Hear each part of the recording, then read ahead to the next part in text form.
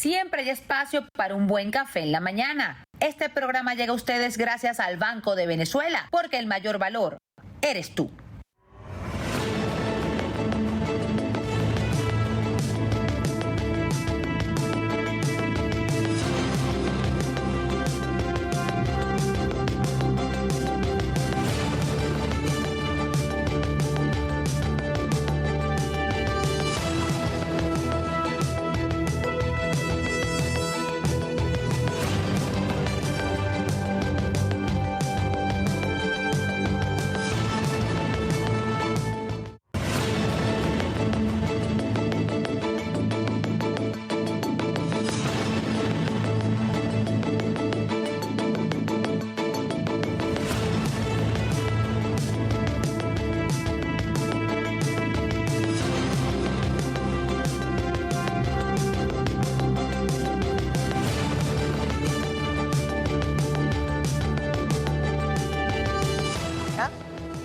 Venezuela, ¿cómo están? ¿Cómo amanecen? Así arrancamos su programa Café en la Mañana de hoy miércoles, mitad de semana, bueno, cargados de mucha información, de muchas cosas, de muchas cosas también en materia deportiva. Oye, la Vinotinto no pudo ayer, pero todavía tenemos chances de llegar en repechaje. Sí. Ah, bueno, en repechaje. Las dos últimas fechas van a ser importantes, el juego contra Argentina en Buenos Aires. ¿Cuándo es eso? Pero más importante, eso va a ser en septiembre, pero más importante esa última doble fecha será Colombia. Vamos a ver qué va a pasar.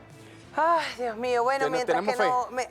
mientras que nos quitamos ese guayabo de la Vinotinto, mientras que nos quitamos ese guayabo de la Vinotinto, vemos cómo en materia política seguimos avanzando, y es que el día de ayer el presidente de la República, Nicolás Maduro, sostuvo un encuentro con una alta comisión del Partido Comunista Chino, que está de visita en nuestro país. Lo veíamos más temprano también reunido con diputados de nuestra Asamblea Nacional y con estas comisiones de alto nivel para seguir estrechando estos lazos de hermandad, de cooperación entre ambas naciones. Recordemos la importancia que le ha dado estas relaciones bilaterales por parte del gobierno bolivariano y del presidente en esta oportunidad, Xi Jinping, donde más recientemente se encontraron en Rusia, donde sostuvieron un encuentro importante y se afianzaron estos lazos de integración y de hermandad. Incluso el presidente de China, Xi Jinping, habló de las 7 transformaciones y que ellos iban desde China a contribuir y a tributar para seguir avanzando en estas políticas de Estado. Así es, recuerden ustedes las zonas económicas especiales, el tema de los BRICS, sin duda la importancia que tiene Venezuela para esa relación multipolar. A propósito de esto y de esta visita de alto nivel del Partido Comunista de China, vamos a revisar la cuenta en Instagram del jefe de Estado, ¿sí?, que ha publicado lo siguiente y damos inmediata lectura. Amena reunión de trabajo con una importante delegación de alto nivel del Partido Comunista de China. Se profundizó en todos los niveles y se avanzó en la relación de unión y organización entre el Partido Comunista de China y el PSV en pro de la construcción del nuevo mundo de paz, independencia y soberanía de los pueblos. Ahí vamos viendo las fotografías mientras finalizamos la lectura de esta publicación. Con las imágenes y ese fortalecimiento, como ha dicho el jefe de Estado, entre el Partido Comunista de China y el PSV. Recuerden ustedes que han habido varias delegaciones del PSUV que han ido inclusive al intercambio de formación y conocimiento a la República Popular China. Así es, muy importante, ¿no?, esta reunión y estas relaciones que se establecen entre China y Venezuela, en este caso en materia partidista, en materia política. Vamos a revisar también un video que se ha publicado por parte de las redes sociales del presidente, donde se muestra, ¿no?, lo que fue este encuentro que se sostuvo el día de ayer desde el Palacio de Miraflores. Vamos a ver.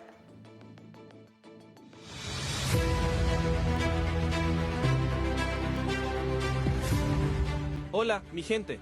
Les comento la importante reunión que sostuve hoy 10 de junio en Miraflores. Recibí una delegación del Partido Comunista de China, encabezada por el señor Huang Anshen, alto funcionario del Comité Central del partido. Nos reunimos en el Salón Simón Bolívar para seguir fortaleciendo los lazos estratégicos entre China y Venezuela. ¿De qué hablamos?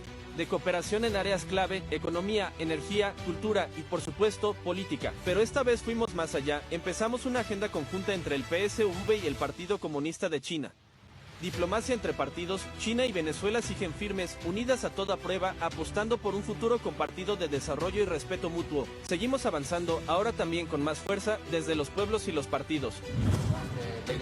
Claro, estudiando el plan contra la pobreza. Esta noche no duermo leyendo. Gracias. Muchas gracias.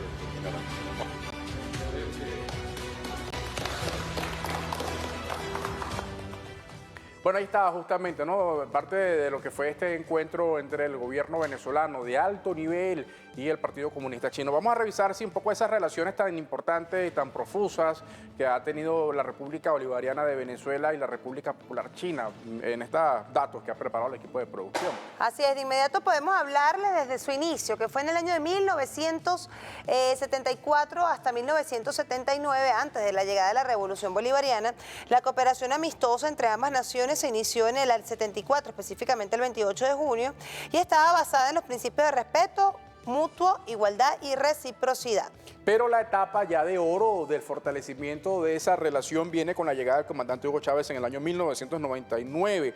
Visita al gigante asiático del comandante Chávez para estrechar y profundizar esos lazos de amistad y cooperación, llevando esto a un nivel más alto en las relaciones entre ambos países. Posterior al año 2001 se establece esta comisión mixta de alto nivel Venezuela-China. En los últimos 24 años se han suscrito más de 600 acuerdos en diferentes áreas estratégicas. Específicamente en el año 2020, con la llegada del COVID-19, se estableció un puente aéreo permanente entre ambas naciones en las que llegaron vacunas y otros insumos de China al país. Fíjense algo, el intercambio comercial ha alcanzado más de 3.800 millones de dólares.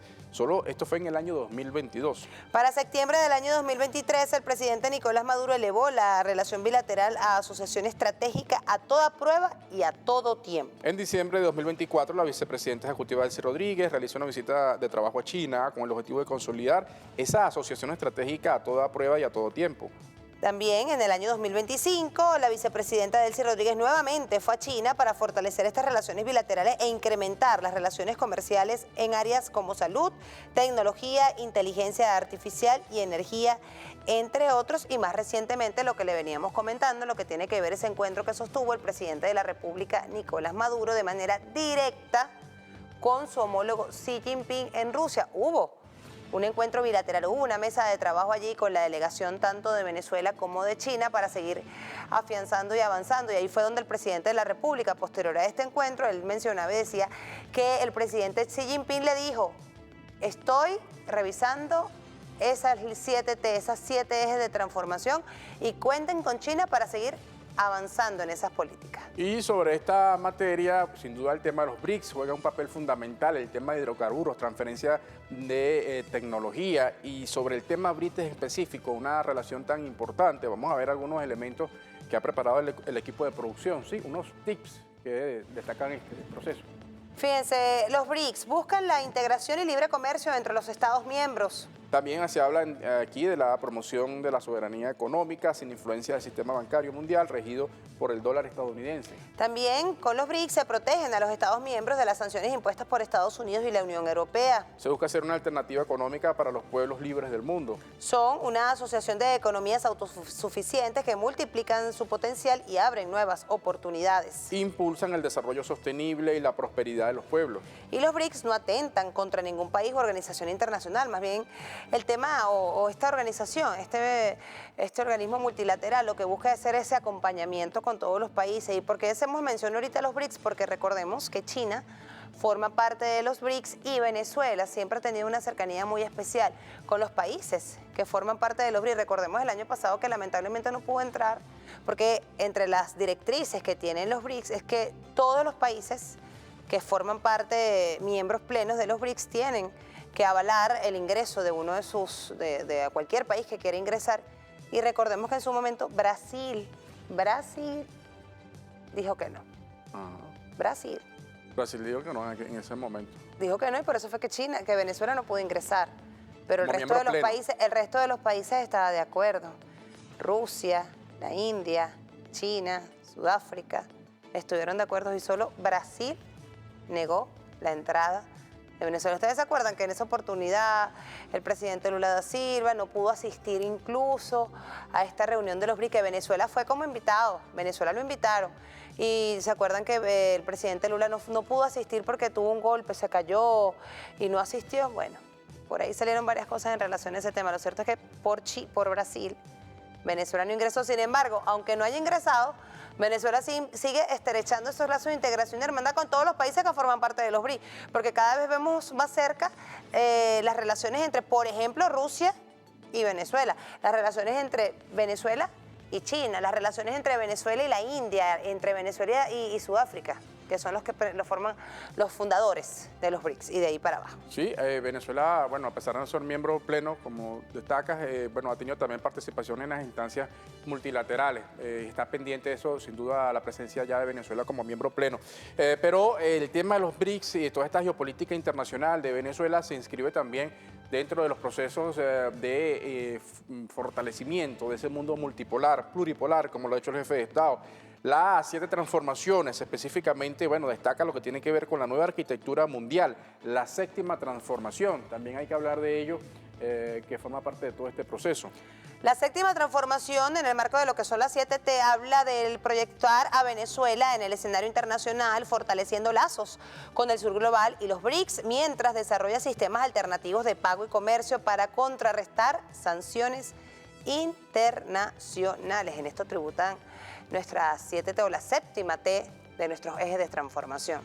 Habla del mundo pluripolar y multicéntrico. Así es. Mira, vamos a continuar hablando de este tema económico, ¿no? Porque el siguiente punto en nuestro repaso informativo tiene que igualmente ver con el avance en materia económica, y es que ha habido un encuentro liderado por la vicepresidenta ejecutiva de la República, Delsy Rodríguez, el Consejo Nacional de Economía. Ahí se ha seguido revisando todos los aspectos que tienen que ver con este proceso, los 13 motores, cómo va avanzando cada una de esas instancias. Recuerden ustedes que el jefe de Estado ha hecho mucho hincapié en lo que tiene que ver con la agenda concreta de acción, uno de los lineamientos que se van a potenciar y ha dicho como orientación ahora los gobernadores que están asumiendo responsabilidades. Vamos a pasarle revista de inmediato al Instagram de la vicepresidenta ejecutiva de la República, que justo habla de esta reunión y dice así: en reunión del Gabinete Económico revisamos el mapa productivo de Venezuela en sus 13 motores. Asimismo, supervisamos el plan de sustitución estratégica de importaciones ideado por el presidente Nicolás Maduro para fortalecer la producción nacional.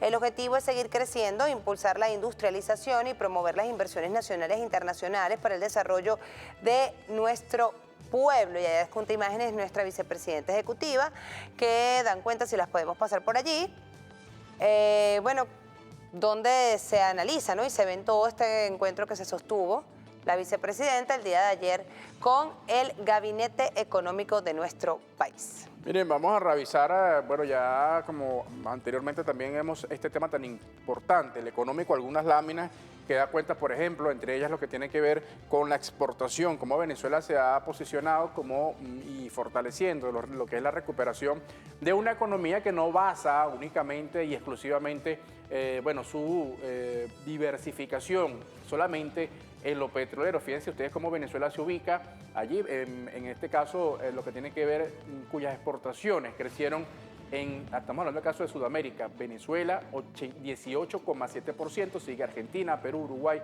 Ecuador y Chile. Lo cierto es que este dato es revelador.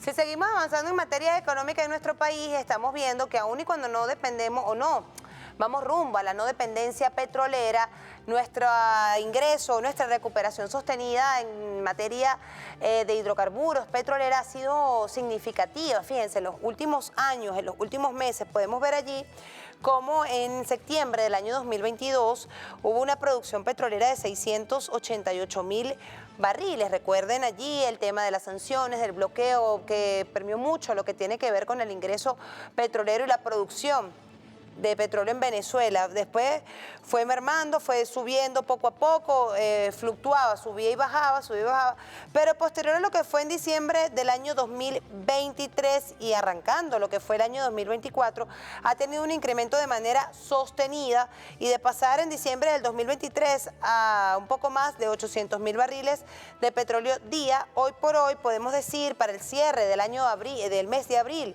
del año 2025 que llegamos casi a 1.100.000 barriles. Para el cierre de abril era 1.081.000 barriles de petróleo día. Se mantiene en nuestro país 1.000.000 de barriles, 1.100.000 de barriles de petróleo, es el cierre importante, ¿no? Entonces seguimos avanzando y seguimos aumentando en esta materia. Vamos a ver otra lámina que tiene que ver, ya la tienen allí, tiene que ver con lo que ha sido la recaudación tributaria, cómo ha crecido de manera paulatina, progresiva y de manera sostenida. 2021, 635 millones.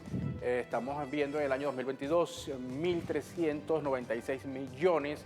Estamos hablando de millones de dólares, 786. El salto que se dio en el año 2024 y como si uno compara 2022 con 2025, cómo se duplicó, casi triplicó el nivel de recaudación hasta llegar a un pico hasta este momento de 3.548 millones de dólares. Tiene que ver con la diversificación y, bueno, cómo avanza, ¿no?, el tema económico en nuestro país. Y este tema económico redunda y tiene pertinencia de manera directa en lo que tiene que ver con el tema alimentario en nuestro país, con el tema del abastecimiento.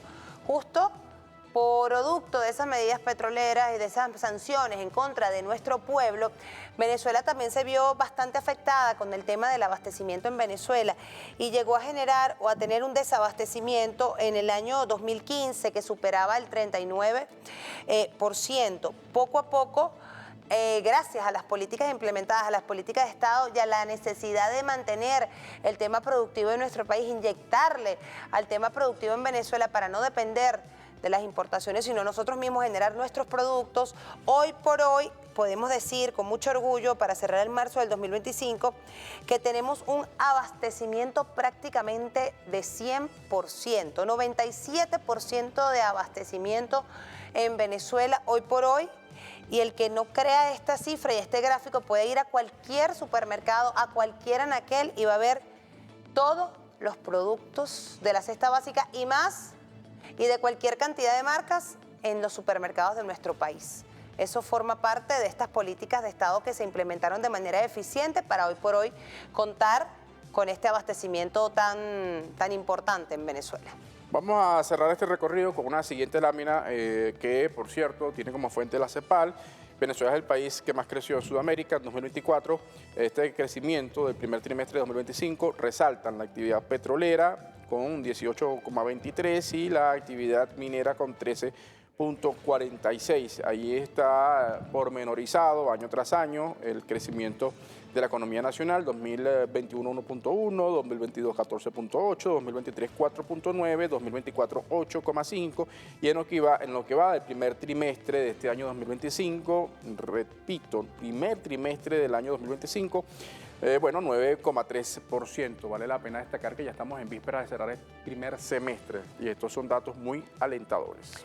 Bueno, estos son datos alentadores, señor Caballero, que tienen que ver con la economía de nuestro país, cómo va en crecimiento, cómo va en ascenso y en auge. Y esto va de la mano, primero, con un pueblo resiliente, un pueblo que no se negó a dejarse amedrentar por estas políticas que pretendían imponer desde afuera, porque uno se pone a analizar y estas políticas vienen de afuera, tanto de los que dicen ser venezolanos, porque son los que aupan, los que auspician que se nos sancionen, y también de estos imperios que quieren de una u otra manera adueñarse de nuestro país. Un pueblo que ha resistido y que resiste, un pueblo resiliente también de estas políticas acertadas del Estado venezolano que van de la mano con el empresariado nacional que sí apuesta a Venezuela, no aquel empresariado del año 2002, no, el empresariado de hoy por hoy que sí apuesta a Venezuela, que quieren ir de la mano y apuestan a un ganar-ganar, que se beneficie el empresario, que se beneficie el Estado y, por supuesto, lo principal, que se beneficie el pueblo venezolano. Gracias a esas políticas es que vemos esas cifras que les mencionábamos antes. Pero para los que tienen memoria corta, para los que no sabían cómo se manejaba en la Cuarta República, vamos a recordar un audio imagínense, de 1982, cuando estaba la Cuarta República. O eran los adecos o eran los copellanos, que hoy por hoy han mutado, siguen siendo los mismos, pero ahora algunos han cambiado de nombre, pero siguen siendo exactamente los mismos. Y allí recordemos a Jorge Olavarría, donde él hablaba que en ese momento, en el año de 1982, los ricos se eran más ricos y los pobres se hacían más pobres. Vamos a recordar. En el caso venezolano tenemos todavía un ejemplo todavía más dramático. Nosotros no hemos sido beneficiarios de ningún plan de ayuda de ningún país desarrollado porque hemos tenido el petróleo. Pero entre 1960 y 1982, 83, los 25 años estos de la democracia que vamos a celebrar el año entrante, la situación entre los ricos y los pobres es cada vez peor. En 1960, el 5% de la población más rico tenía el 15% del ingreso nacional. En 1982, el 5% más rico de la población tiene el 30% del ingreso nacional. Tienen el doble. Por el contrario, el 5% más pobre que entonces tenían el 5%, 4.8% del ingreso nacional, hoy en día tienen el 3% del ingreso nacional. O sea, los ricos son más ricos y los pobres son más pobres. Y estamos hablando de 25 años de gobierno populista. ¿Esas cifras? Del impuesto sobre la renta del Banco Central. Son cifras absolutamente verificables y constatables que te demuestran el fracaso de un modelo económico y político. Así fue que recibió, nos estábamos comentando aquí lo de la pauta. Sí, ahí así está. fue que se recibió. Eso pasaba en la llamada Cuarta República. Fíjense algo, y vamos a revisar en este mismo contexto de este análisis que se está haciendo histórico, que siempre es importante recordar y remontarnos al año 1998. Recuerden ustedes, estaba mandando en el país Rafael Caldera, aquel gobierno de Caldera que llegó que supuestamente iba a reconciliar el país, a saldar una deuda social. Ustedes recordarán al señor Teodoro Pekov, que había asumido el Ministerio de Planificación y había presentado una propuesta de gobierno que lo que generó fue más molestia y pobreza en el país. Estamos hablando de aquel periodo entre el año 1994 hasta el año 1998. Fíjense ustedes, este periódico es la última noticia y en ese año 1998, antes del proceso electoral, el título de este medio era: en el país existe un 85% de pobreza total y un 45% de pobreza extrema. Estos eran datos aportados en ese momento por el Senda y es muy revelador porque era el gobierno de Caldera, aquel supuesto gobierno que iba a reconciliar, que iba a generar políticas públicas, que iba a saldar la deuda social, que llegó aquel Caldera luego de aquel discurso memorial en el Congreso, que bueno, le valió los votos y el hombre llegó. Pero llegó la revolución en aquel proceso electoral de 1998, 6 de diciembre. Cambió todo. Así con esas cifras que ustedes ven ahí en pantalla, más de 85% de pobreza, así recibió el comandante Chávez la presidencia de la República. Así, con ese 85% de pobreza. Hay que recordarlo, señor Caballero, porque hay mucha gente, hay muchos jóvenes hoy por hoy que de pronto en ese momento ni siquiera habían nacido, que no tienen ni idea, ¿no? Que han vivido en revolución y para ellos lo extraordinario aquí se hace cotidiano. Entonces ya para ellos eso no existió. No existieron cosas, señor Caballero, como por ejemplo que los abuelitos y las abuelitas reciban su pensión todos los meses de manera religiosa. Para ellos es normal que no existan las protestas de los estudiantes por el cobro del pasaje estudiantil o que no haya las protestas en las universidades porque no llega el proceso de la alimentación. Eso ocurría antes en la Cuarta República. Mira, hoy por hoy eso no existe. Y vamos también a cambiar un poco de tema, vamos también a un comunicado oficial que emite la República Bolivariana de Venezuela. Esto tiene que ver con Argentina y es un comunicado que emite la República Bolivariana de Venezuela. Por cierto, ahí hay unas imágenes que tienen que ver con esto, ¿no?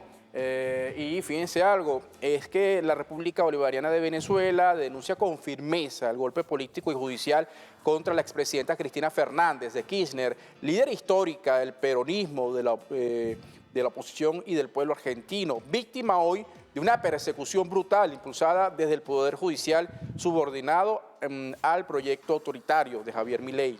Este fallo ilegítimo e ilegal busca inhabilitar por la fuerza a quien representa el corazón político y emocional de millones de argentinos y argentinas.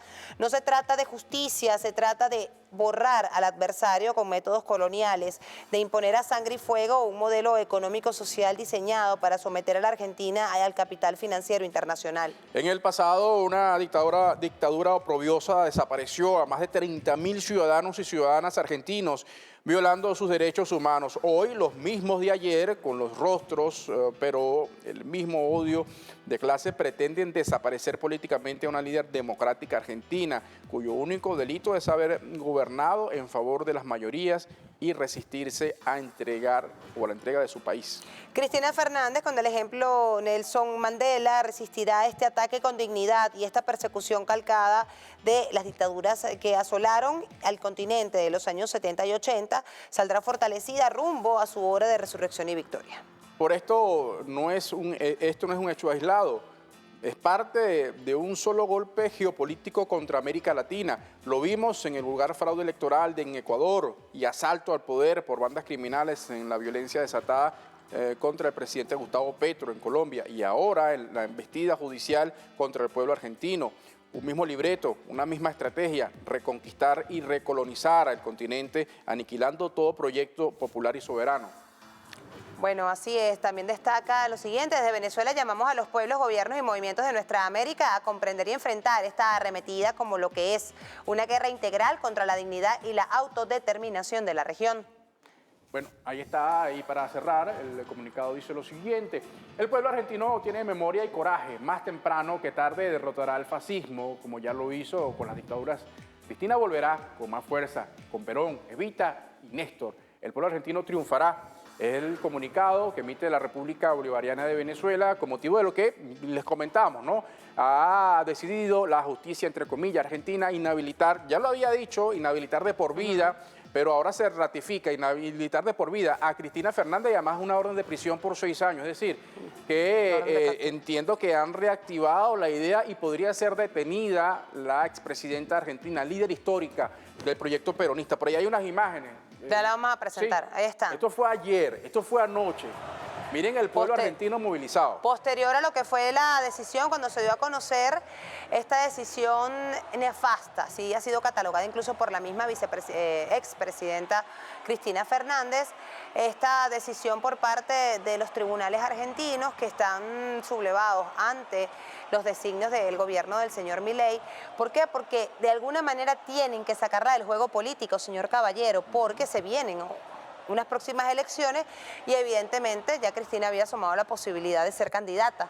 Entonces, de alguna manera hay que sacarla del juego. Bueno, miren, esta ha sido la respuesta del pueblo argentino ante la decisión del Tribunal Supremo de esta nación. Existe esta orden de captura, esta orden de aprehensión para Cristina. Vamos a ver qué va a suceder en las próximas horas en esta nación. Desde acá de Venezuela se le brinda toda la solidaridad y sabemos, incluso ella ayer cuando hablaba, ella decía, ¿no?, los alcances que había tenido ella durante su gobierno y cómo se ha ido desmembrando toda esa situación que ellos lograron, todo ese salir definitivamente, como por ejemplo el Fondo Monetario Internacional, que ellos habían dejado la deuda en cero con la llegada o con el gobierno de Cristina Fernández, habían dejado la deuda en cero y hoy por hoy nuevamente Argentina está endeudada con estos organismos multilaterales internacionales que lo que buscan es sacarle la plata y meterse en las naciones. Mira, hay dos aspectos ahí interesantes también de esto que estamos comentando, que es que ahí sí se ve a una lideresa, una mujer lideresa, el pueblo argentino movilizado para rechazar estas políticas criminales y neoliberales de Javier Milei, pero también, y uno lo hace como un contraste, mientras Cristina convoca a esta cantidad de personas, miles de argentinos rechazando estas arbitrariedades. Ni siquiera fue que ella lo convocó. No fue, exacto, fue una convocación de manera espontánea, natural. La gente salió a apoyarla. Pero mientras esto pasa, esta convocatoria natural de un pueblo reconociendo a su lideresa, Cristina Fernández de Kirchner, por la otra parte y la contraposición, vemos a Javier Milei que se encuentra en Israel avalando, aplaudiendo, apoyando, convalidando el genocidio, el asesinato de niños,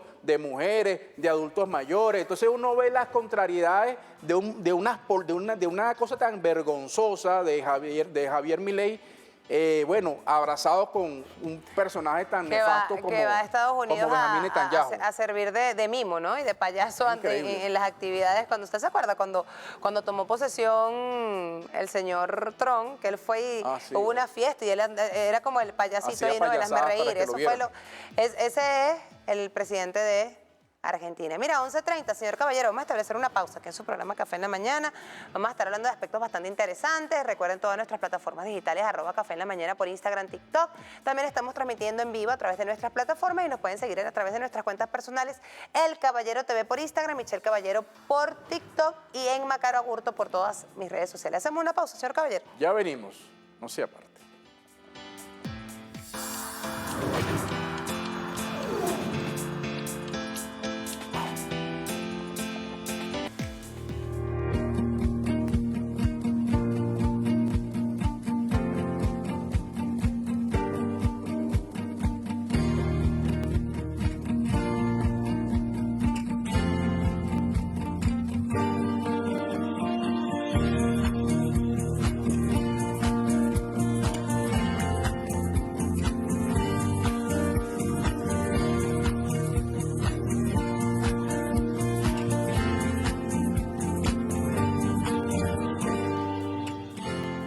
Bueno, ahí estamos de vuelta, ya vean este material y bueno, seguimos abordando lo que ya iniciábamos y comentábamos en nuestro editorial y esta relación y esta reunión de alto nivel entre el Partido Comunista de China y el Partido Socialista Unido de Venezuela. Veíamos bueno, el impulso que le ha dado el jefe de Estado a esta reunión y ya nos acompaña acá la diputada Tania Díaz, además dirigente del Partido Socialista Unido de Venezuela.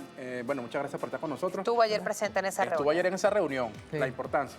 Fue el primer simposio de teoría política entre el Partido Comunista Chino y el PSUV, ¿no? Ya tenemos una relación amplia y fructífera que tiene, por ejemplo, en planes de formación, tiene ya varias cohortes de jóvenes y funcionarios venezolanos que han ido a formarse en China. Y todo este tema de la cooperación, ¿no? Intercambio permanente. Pero ayer hicimos este primer simposio teórico. Eso a propósito de seguir la línea que nos ha pedido el presidente Nicolás Maduro.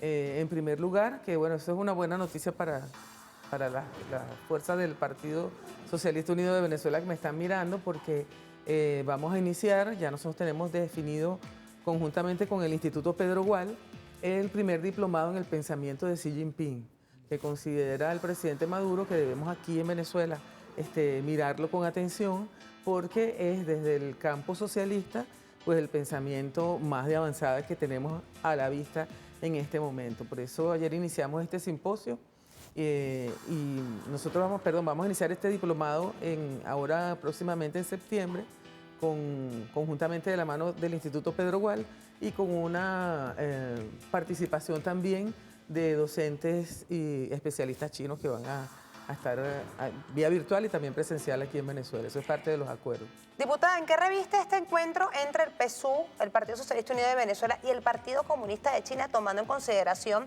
este mundo multipolar y pluripolar y multicéntrico que está en avance, que está en crecimiento, y estas relaciones entre Venezuela y China que se fortalecen cada día más? ¿Cómo tributa esto o de qué manera contribuye esta unión entre el PSUV y el Partido Comunista de China?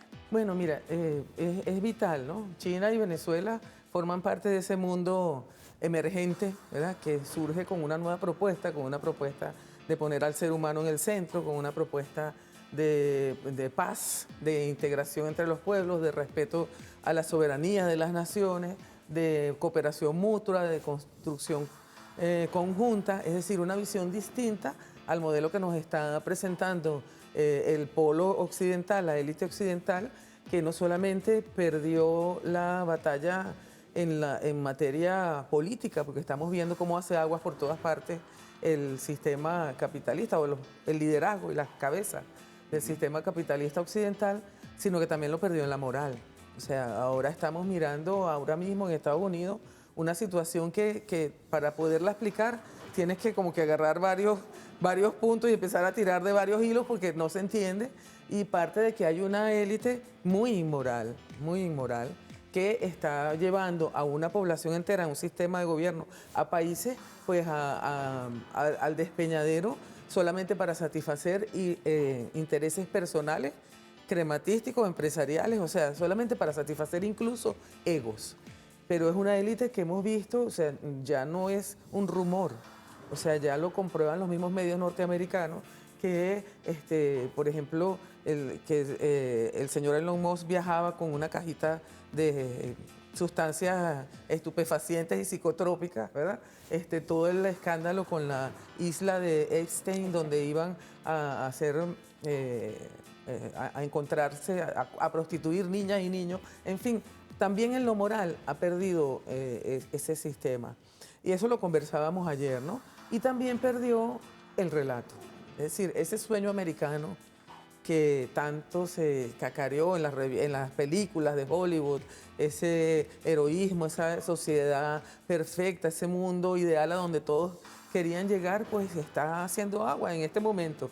Mientras estamos hablando, está la población migrante, sobre todo la población mexicana, haciendo valer sus derechos en las calles de California. Es decir, y además con un discurso que decía ayer el presidente del Senado de México, el senador Fernández Noroña, decía, no, yo estoy muy de acuerdo, vamos a hacer el muro, vamos a trazar la raya, pero como era hace 200 años, como la tenía México hace 200 años. Entonces, bueno, China es una potencia que emerge esas potencias emergentes como para contrarrestar este mundo. Y el Partido Comunista Chino la sociedad china tiene varios principios, ¿no? Primero, el respeto y el resguardo de su tradición, de su idioma y de sus valores tradicionales. Ha hecho un gran esfuerzo esa cultura, que sabemos es milenaria, por recoger los principios éticos de una sociedad y morales de una sociedad y preservarlo en las generaciones que se están formando ahora, ¿no? También es una sociedad donde el Partido Comunista lleva la batuta. Es decir, China, tú sabes que ellos han promovido su modelo, una China dos modelos, porque es una sociedad que en lo económico se ha abierto al mundo capitalista y se maneja en términos de comerciales, económicos, interactuando con el mundo capitalista en términos de igual a igual. Pero en lo interno, en cuanto a la formación de la juventud, de las nuevas generaciones, en cuanto al sistema político, pues tienen una gobernanza, que así la llama Xi Jinping en sus documentos, una gobernanza que, por ejemplo, en el caso del Estado, el Partido Comunista Chino lleva la batuta. Nos hablaron también de ayer de las formas como han salido de la pobreza y cómo ellos llevan a su juventud, por ejemplo, a monitorear espacios donde todavía no ha logrado la sociedad china sacar a la población de la pobreza, a pesar de que ya 90 millones los sacaron de la pobreza, ¿verdad? Pero donde no han logrado hacerlo, envían a sus jóvenes militantes del partido, pero también a sus jóvenes cuadros del Estado, pues para que desarrollen proyectos, se involucren con la sociedad, con las comunidades y hagan seguimiento hasta que esos proyectos sean efectivos. Es decir, tuvimos un aprendizaje muy, muy bueno ayer. Nosotros, habló por ejemplo el invitado principal, que era el ministro del Trabajo del Partido Comunista Chino, de los nuevos desafíos que después de la pandemia surgen para, por ejemplo, el término laboral, que es el derecho que tienen los trabajadores y trabajadoras de todas esas profesiones que surgieron durante la pandemia, los que aquí llamamos delivery, los trabajadores a distancia, los teletrabajadores, etcétera, están buscando la forma de crear nueva legislación y nuevas formas de protección para esos trabajadores y trabajadoras. Hay aspectos importantes en lo político también, o en otras áreas de lo político que queríamos consultarle. Bueno, vino este proceso electoral del día 25. ¿Cuál es la hoja de ruta, los desafíos que tiene la Revolución Bolivariana? Vamos ahora a un proceso municipal que es, bueno, muy importante. Es el servidor público, inclusive más cercano, el alcalde, me refiero, igualmente que los concejales. Los desafíos que tiene la Revolución en este tiempo, ahora con una nueva asamblea que va a asumir el día 5 de enero del 2026, donde vemos caras que militaban en el extremismo y ahora, entiendo, han reconocido que hay un poder electoral, han reconocido al pueblo, han reconocido su voto y han reconocido que ganaron. ¿Cómo ve ese escenario? Bueno, mira, primero vamos a verlo desde el lado de la revolución, ¿no? En este momento ya saben ustedes que nosotros vamos en alianza perfecta a los 12 partidos del Polo Patriótico y están en la definición de los candidatos, pues de acuerdo con un proceso democrático de postulaciones que se convocó en 24 horas y se hizo de manera extraordinaria el día sábado y un poquito el día domingo, ¿no? Pero eso no es que lo hayamos inventado ayer. O sea, allí es donde tenemos que poner el acento, y ayer lo hablábamos con los compañeros del Partido Comunista Chino, en el empeño que ha tenido el presidente Maduro y que ha tenido el alto mando de profundizar la democracia participativa y protagónica que está en la Constitución, ¿verdad? De que sea, como dice nuestro libro azul, que sea el pueblo consultándose el que busque las soluciones a los problemas. Eso está en los principios que Chávez nos dejó escritos en el libro azul, ¿verdad? Las comunas que hoy tenemos son una parte de ese precepto que es robinsoniano, que es bolivariano y que rige la revolución bolivariana. Entonces, estamos, yo creo, en una nueva etapa de la revolución porque venimos haciendo consultas permanentes. Es decir, la elección de diputados y diputadas venía de un proceso donde se consultó el plan de las 7T en 100.000 asambleas en todo el país, donde se hicieron consultas comunales para el tema de los proyectos, desarrollar los proyectos, 4 consultas, donde se realizó también el Congreso del Bloque Histórico, que eso es una experiencia que, bueno, no hemos hablado mucho. El presidente hizo unas reuniones grandes y allí se mediatizó, pero imagínate tú qué lindo que él escogió, o que se definieron 5 generaciones, es decir, desde nuestros sabios maestros como Noel Hipocaterra, María León, Fernando Soto Rojas, hasta los jovencitos que son de la OVE, se reunieron a definir cuál es el socialismo que vamos nosotros a desarrollar aquí en esta Venezuela en el siglo XXI. Y el presidente escribió un documento que él daba los parámetros de esta nueva época, que yo creo que es importante a la luz de lo que hablamos con el Partido Comunista Chino, que lo podamos, si ustedes me permiten aquí, ¿no? Él habla de la nueva época y establece 4 categorías. Él dice, mira, la guerra en Ucrania demostró que el sistema de Naciones Unidas, el sistema multilateral, tal como lo conocemos ahora, caducó. Que no es capaz de dar garantías, ¿verdad?, a las naciones para preservar su autonomía, para preservarse como naciones. Entonces, eso es una categoría. Estamos en otro momento, porque ya ese sistema no es una gobernanza para el mundo, ¿verdad? La segunda suceso fue la pandemia, ¿verdad? Que la pandemia nos cambió la vida a todos, ¿verdad? Empezamos a ver distinto, a trabajar distinto, nos hicimos más adictos de las redes sociales y de la comunicación digital, y también en términos de salud, de alimentación. Pero una cosa muy importante es que el mundo occidental quedó al desnudo. O sea, ellos no fueron capaces, no fue capaz Donald Trump, no fue capaz Francia, no fue capaz Italia de preservar la vida de sus ciudadanos. No pudieron. Tuvo que venir China, ¿verdad?, que era la que tenía encima la campaña mediática universal, y tuvo que venir China a salir con las vacunas, a enviar a su gente a sanar, y tuvo que venir la digna Cuba a hacer también ese tema. Los sistemas socialistas, eso quedó en evidencia, ¿verdad? La otra categoría es justamente el advenimiento de las redes sociales, ¿verdad? Nos hicimos dependientes de una comunicación que nosotros somos dependientes de ella, pero ella toma de nosotros datos, conocimiento. Ahora con la IA es un robo absoluto del conocimiento universal que está puesto a disposición de una tecnología que no es que sea mala ni sea buena, pero que el gobierno lo tiene en las grandes corporaciones. Entonces es otro mundo, ¿me explico? Es un mundo que es un mundo distinto, y en ese mundo está emergiendo China como una potencia y Venezuela, humildemente, modestamente, con su modelo socialista, bolivariano, feminista, antiimperialista y chavista, que también ha demostrado que sí se puede. Porque con todas las sanciones a nosotros no nos han quebrado, ¿verdad? Aquí no hay una debacle social ni moral como la que estamos viendo en Estados Unidos en este momento. Y bueno. Diputada, nuestra hoja de ruta es la 7T, las 7 transformaciones, ¿no? Así lo ha dictaminado el jefe de Estado venezolano, no solamente para el gobierno nacional, sino en todas las líneas de gobierno, la 7T. Y el jefe de Estado destacaba que el presidente Xi Jinping habló de la 7T en el encuentro que se sostuvo. ¿Qué repercusión tiene esto que un plan interno venezolano, que es la hoja de ruta, los lineamientos que tenemos que llevar todas y todos los venezolanos, enmarcado en las 7 transformaciones, el presidente Xi Jinping diga, miren, ¿saben qué? Vamos a regirnos, vamos a verlo para tributar nosotros desde China y contribuir con esos 7T? Eso me lo va a contestar luego de la publicidad. Está bien, gracias. Ya ven. Papá no necesita brújula, siempre apunta directo al punto, y así como él, en el Banco de Venezuela te damos soluciones que no fallan. Pagos con QR, puntos de venta BDB, Biopago BDB y la APP más completa del país. La BDAPP este Día del Padre celebra a quien siempre te ha guiado, con la seguridad, facilidad y respaldo del Banco número 1 de Venezuela, porque el Banco de Venezuela, el mayor valor eres tú. Ahora sí, no las contesta.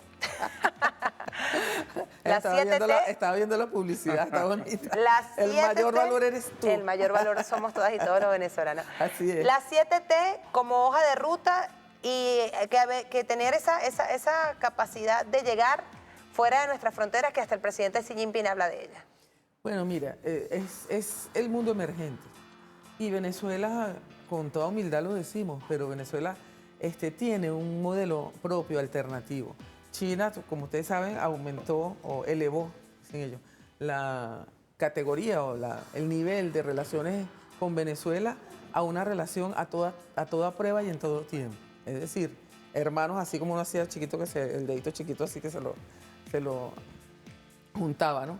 Entonces, es ambos procesos, cada quien respetando su soberanía, cada quien respetando sus diferencias, cada quien respetando los niveles, porque China son 1.500 millones de habitantes y es una potencia económica y una potencia militar. Nosotros somos una pequeña nación, ¿verdad?, emergente, pero lo decíamos ayer, yo comencé las palabras que me tocaban dar, decía, Venezuela es una reserva moral y política.